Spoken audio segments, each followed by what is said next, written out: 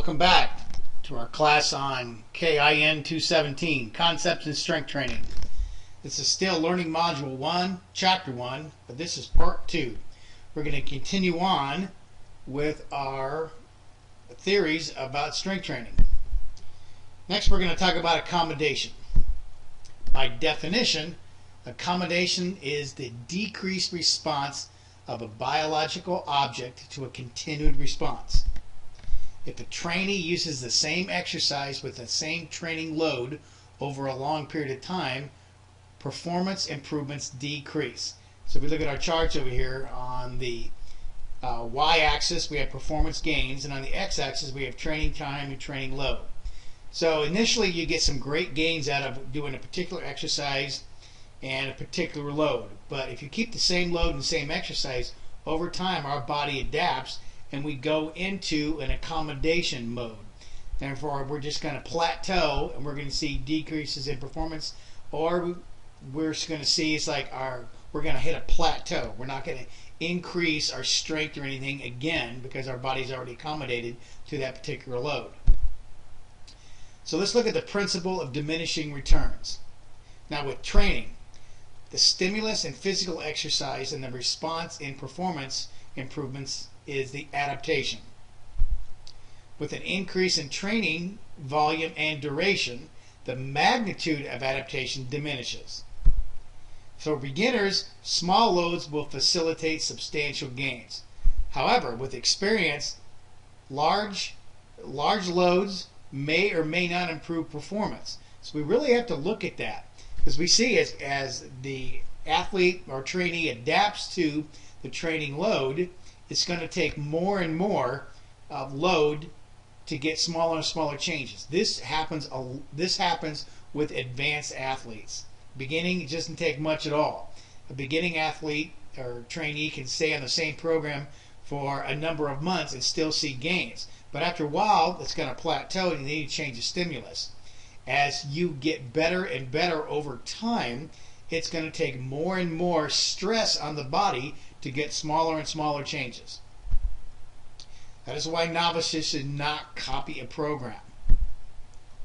And we'll continue on. We're going to use the bank metaphor illustration. Now, you take a large deposit of money to a bank. You have a large sum of money. And you tell the bank, I want to deposit this, but I'm going to leave it in there for a long period of time, or a period of time. Well, they're going to tell you, if you have this much money, if you leave it in here for a long period of time, we're going to give you a higher rate of interest. So that tells you that the longer you leave it in, the more money you're going to make. Now for training, it is exactly the opposite. Over time, large amounts of training will elicit smaller amounts of changes or adaptations. They're going to get less interest on their capital. Wait, what? As you say, and this is what we see with most people.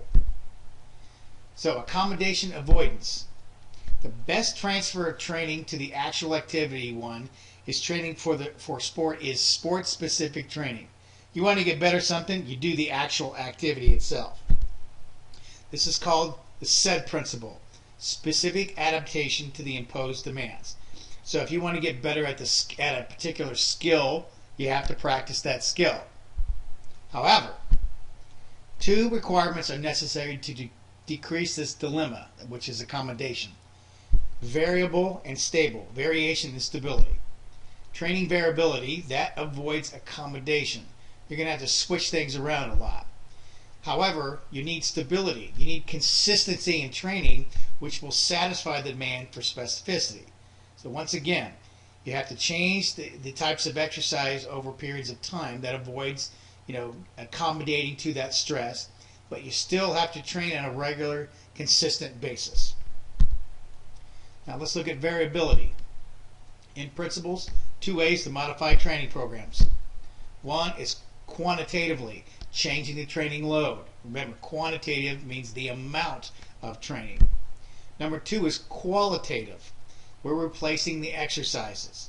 So you can have substantial loads all the time, but if you change the exercise on a regular basis, then you're going to continue to see changes. Now, qualitative methods are broadly used in the training of elite athletes or trainees. If you look at high-level powerlifters, they adapt so fast to any kind of new stress, they use what they call the conjugate method. So they have a maximum day and they have a speed day with an occasional repetition maximum day thrown in, which is strength endurance. So every week, they have squat, bench, and deadlift. So each of these particular exercises, each week on their maximum day, they'll change the exercise. They may have a similarity to like the squat, but they may do different types of squats or bench presses or some kind of deadlifting movement. But they change it on a regular basis, then they'll go back after a period of time and do the same, do the real exercise, like the real powerlifting squat. And they should see changes because they change the stimulus. So let's look at specificity. What type of strength does one want? Well, we looked at that star graph to see there's different types of strength. There are many types and are specific to an activity. Based on specificity, exercises and training protocols vary considerably between activities. Based on the concept of transfer of training results. So if you look at, let's say, soccer, depending on the position you train, most people think, overall think, oh, it's an endurance sport. The game lasts a couple of hours, so you need lots and lots of aerobic endurance. Well, that's not true. It's part of it, but not much. If you look at a midfielder, they run, stop, run, stop, run, stop, and then change direction. So what that is, and then they rest. So this is more of a anaerobic type of strength. So what they do, when they run, stop, they need interval training. That's anaerobic strength. So once again, that's a specific type of strength, which is more strength endurance. So one particular exercise may help in one activity, but have little transfer to another. Example, a vertical jump increases after you learn the technique. So the exercises, let's look at that. Between a high bar squat, a leg press, and a leg extension. So the results, squats are going to be more specific to the actual movement pattern. Now movement is more like the jump movement. The others may have a little transfer, if any at all.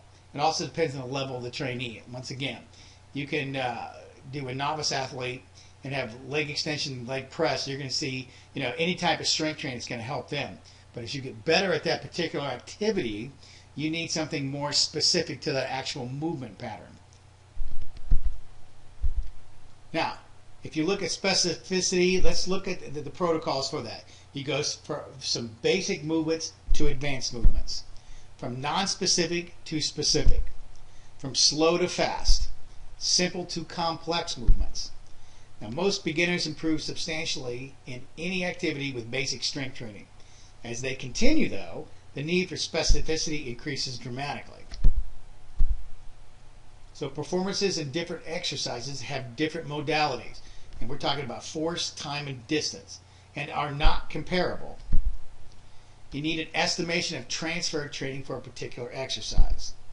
Examples, full squats versus partial squats. Now, full squats, they will have more of an effect on full range of motion, with partial squats having a direct effect on only the specific area or range of motion trained. So if you look at a full squat, if you go below parallel, so you go down and the thigh may be at a 60 or 70 degree angle, versus doing squats where you only do like quarter squats where the leg angle, the thigh may be only like 130 degrees. Overall, full squats will affect an entire jumping movement, but if you can use partial squats on specific movement patterns, that there will be a transfer of using a partial squat where the stress is going to be at that 130 degree angle, and if it transfers well to a movement that's similar to that, then you're going to have more of a specific transfer. We can also look at hand cleans versus partial squats for jumping. We have done the research on hand cleans for jumping movements, and the movement is almost exactly like the jumping movement.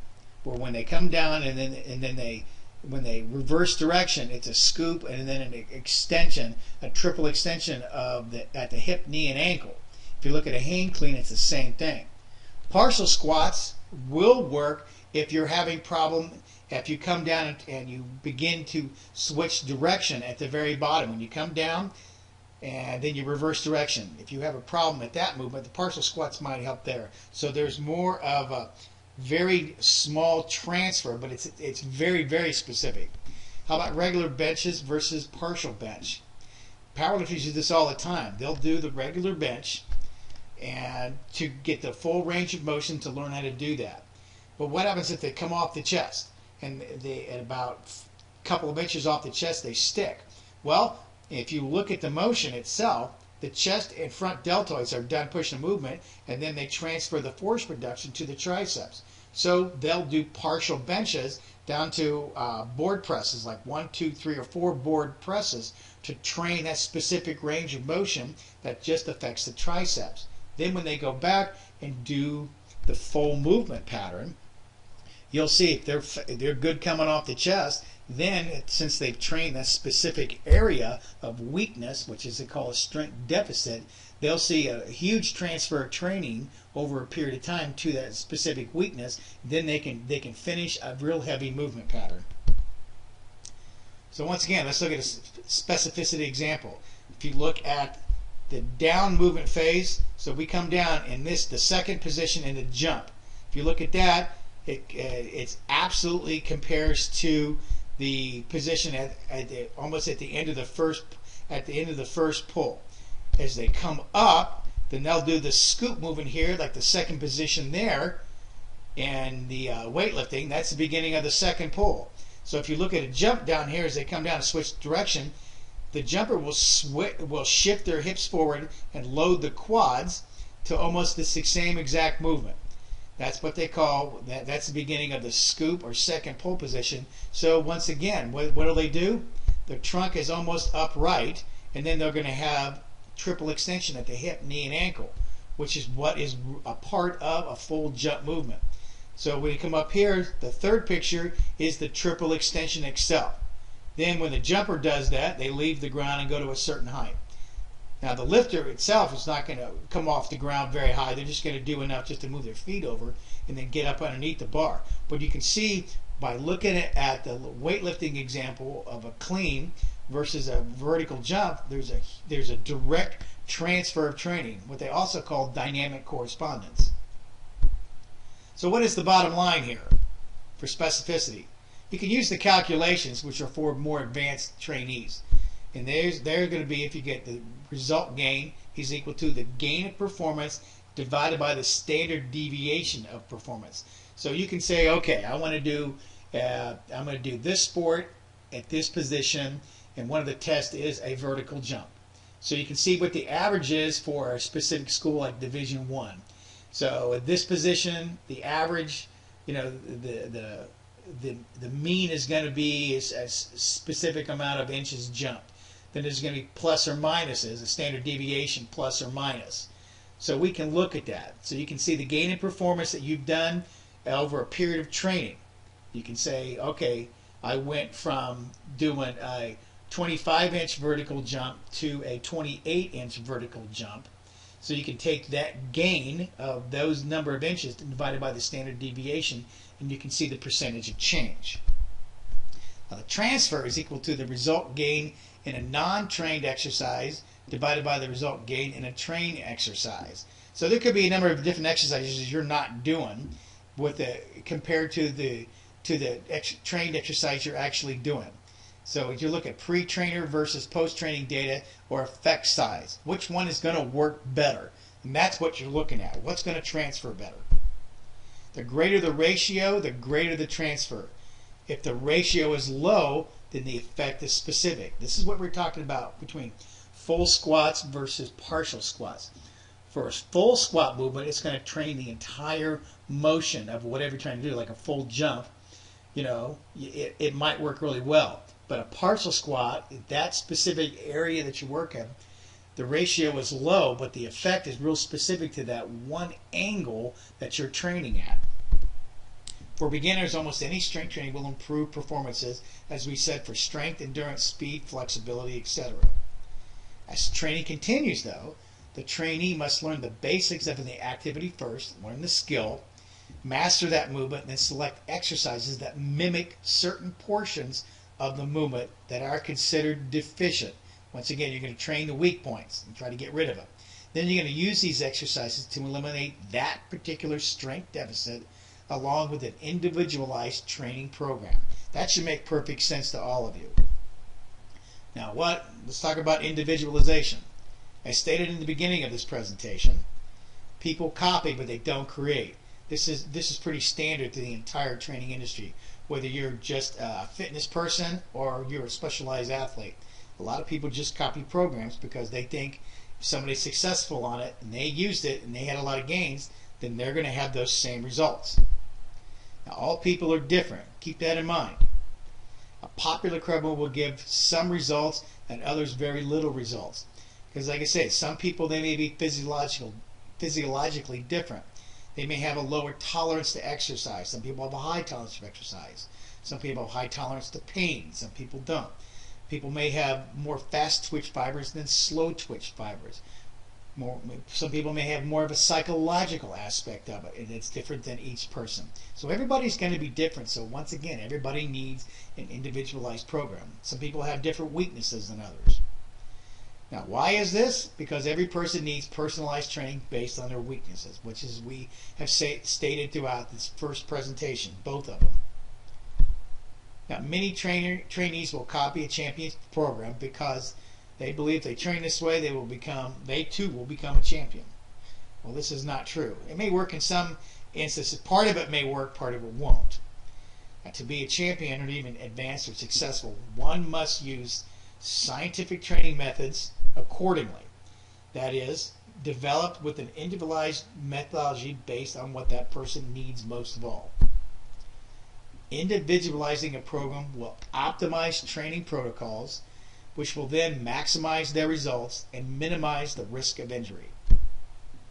One can use certain tools from other people's programs, but these tools must be used in an individualized approach. Now let's look at generalized theories of training. The one factor versus two factors theories. Then we're going to look at training effects. Now, simple models used broadly. These are generalized training theories are simple models used broadly to solve practical problems. Remember Occam's razor, the simplest solution seems to be the best. Models include only the most essential features of training and omit numerous other ones. What works and what doesn't. Now, the generalized training models, the GTM, they're used especially for conditioning and individualized planning of training. The key term here is as a model, because you have to take the model and adapt it to what you need. Now let's look at the one factor theory. The immediate training effect on any workout is considered a depletion of biochemical substances, i.e. preparedness. A trainee's disposition is called preparedness. Preparedness is assumed to vary in accordance with the amount of any substance available for immediate use, such as ATP, glycogen are examples. So if you get a novice person and you train them a little bit, you're going to deplete their energy stores almost immediately because they're not used to doing that. However, because they have a certain level of preparedness. But as you keep going, you're going to see a change in these energy storage, this energy storage, and guess what? They're going to increase their work capacity. The body's going to adapt. Once a trainee trains, the biochemical substances are depleted accordingly. After a restoration period, these substances increase above the initial levels, and this is called supercompensation. The time period when there is an enhanced level of any substance is the supercompensation phase. So let's look at that. Based on stress applied to an organism, human body for strength training is our example, then allowing for a rest interval, recovery period, to compensate or pay back, this increases the trainee's level of preparedness. Timing of work to rest ratios is critical to improving a trainee's preparedness. This should make sense. You can't just keep hammering away and expect to get a supercompensation effect and the body to adapt accordingly. That's that general adaptation syndrome we talked about earlier. If the rest periods are the right length between consecutive workouts, and if the next training session coincides in time with the supercompensation phase, the trainee's preparedness advances or increases. We see too many trainers that will get a new person and load them up with so much stress in the body that it's going to take a long time for them to recover to do a next workout. And this is where a lot of injury could take place. So you could damage the tissue very much. So once again, you give novices a little bit of work, let them recover, then they'll have a supercompensation effect and they can come back and do another workout, maybe a little bit harder. So you can see how this is going to go. If the rest periods are too short, the preparedness decreases, kind of like the example we just gave. If the rest periods are too long, preparedness does not improve. They'll go right back to their initial levels of preparedness. So let's look at this. Let's look on the left side. Here's one where they depleted the substance. They did a workout. They didn't wait long enough, and they hit them with another workout. And then they didn't wait long enough, and then they got another workout, and they're still not going through a supercompensation phase. The second one, B, we see stress on the body. You see stress on it. You get sore. Then you have a supercompensation effect. Then the next workout, you hit them. They've already healed from that workout, or they've recovered from it. Then you hit them again with another workout, and guess what? You get that supercompensation effect. You put stress on the body. Then they're going to recover, and you hit them with another workout. That's what they call supercompensation positive. So you can see on the right side, you can see a small supercompensation effect. Then you see the second one, the supercompensation positive.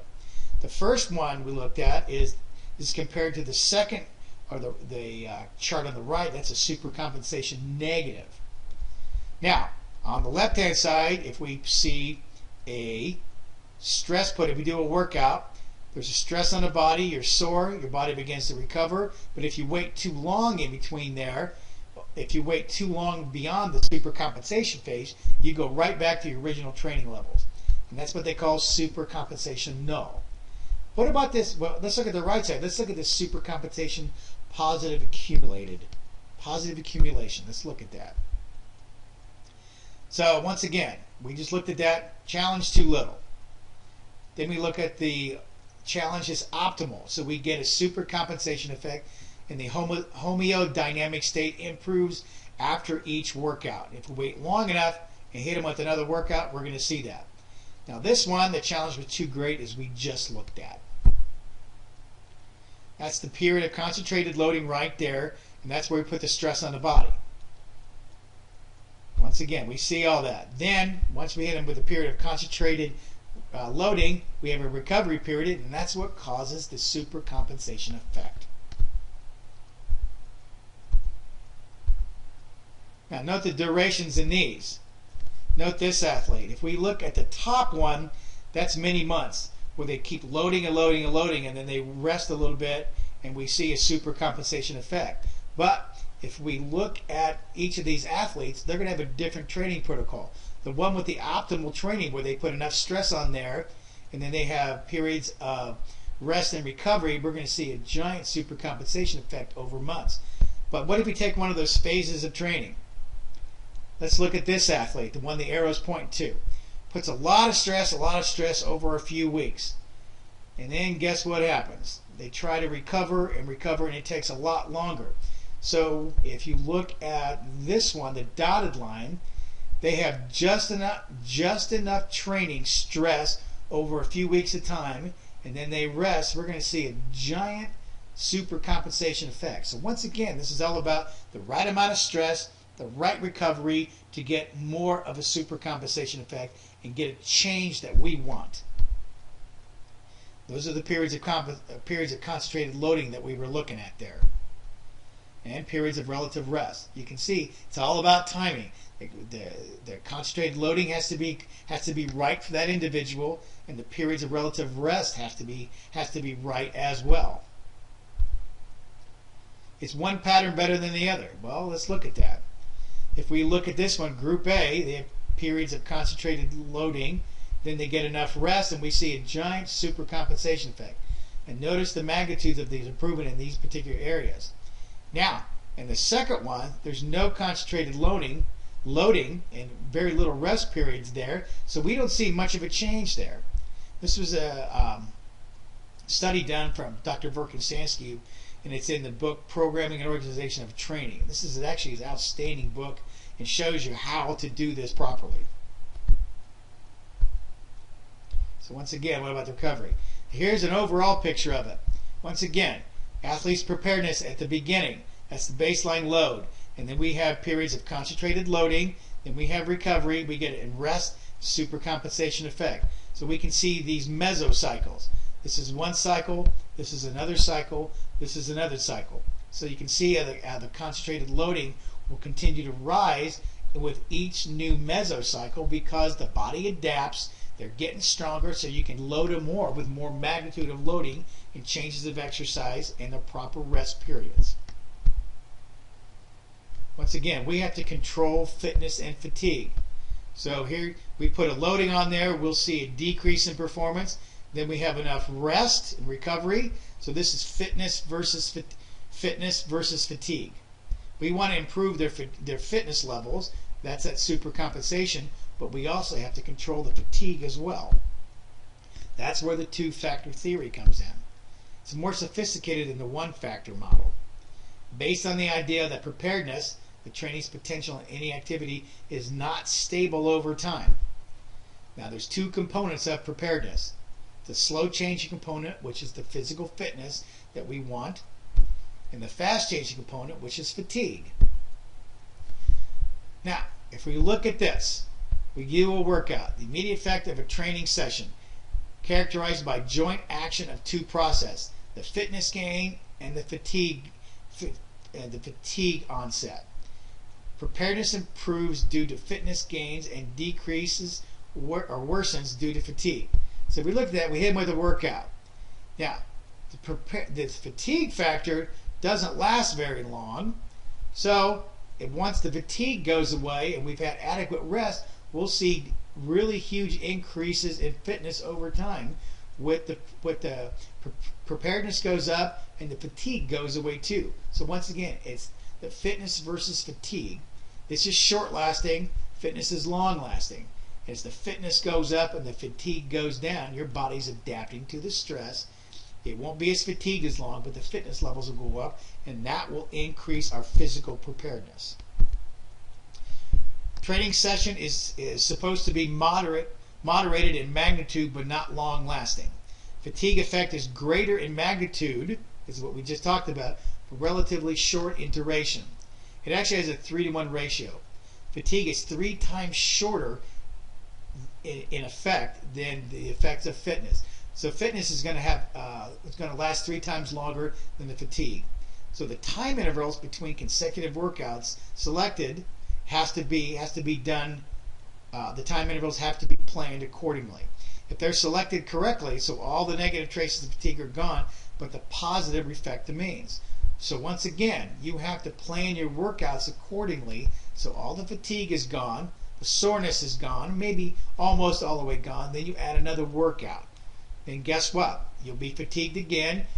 If you wait long enough in between there with enough rest, you'll see another supercompensation effect, and we're going to increase our fitness levels where we can handle more and more load, and our preparedness for that activity and stress is going to increase as well. Now the training effects that we have are going to be acute. Well, the training effects are going to be this. First is acute. Changes that occur during the exercise. Immediate, as a result of one session, and manifested soon after the workout.